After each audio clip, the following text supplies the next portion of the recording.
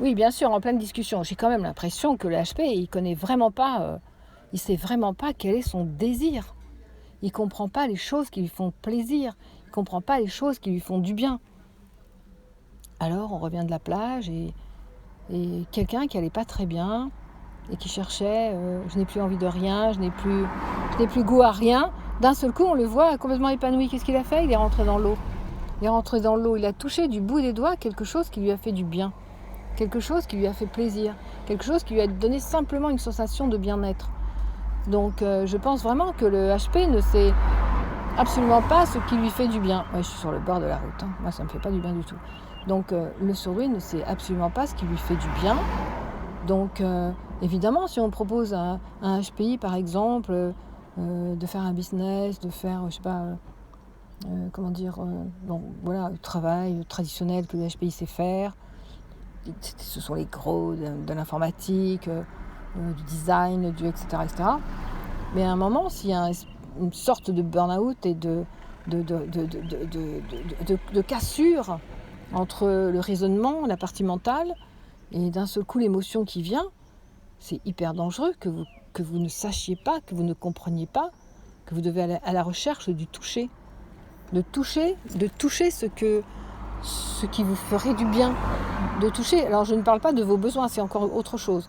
Mais je parle de toucher ce qui vous ferait plaisir, quelque chose qui vous donnerait la notion d'avoir envie j'ai envie de revivre, mais de remettre les batteries de la vie en route. Et c'est là où je m'aperçois que le HP, quand il fait un burn-out tel qu'il soit, c'est-à-dire un petit burn-out, un gros burn-out, c'est en fait juste la roue qui tourne dans une espèce de remise en cause de tout ce qu'il a eu envie de faire, de tout ce qu'il a aimé faire. Et je suis presque persuadée que le HPI compétitif a voulu y arriver plus que de se réaliser. Voilà, c'est ça.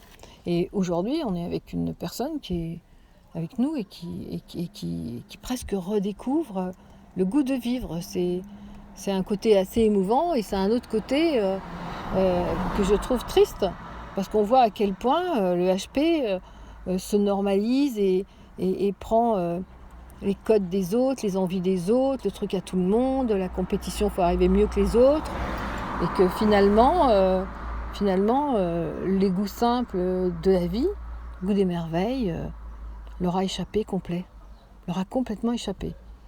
Et là, je vous enverrai une petite vidéo, je me demande si je pouvais la mettre en même temps que je parle, d'un ami qui a plongé dans la mare.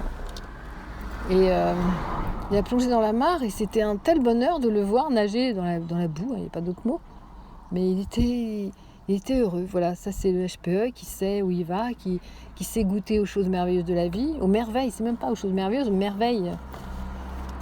Et le HPI qui débarque dans son émotion, voilà, et qui se dit j'ai plus goût à rien, je n'ai envie de rien, puis d'un seul coup, il va avec cette personne qui est dans l'émotion et ils vont tous les deux à la plage et le HPI un peu sonné, qui était un peu sonné en arrivant, revient et dit « Ah, c'était merveilleux, j'ai nagé. » Voilà, c'est tout. C'est ce que je voulais vous dire parce que j'ai envie de dire, je suis sur le cul.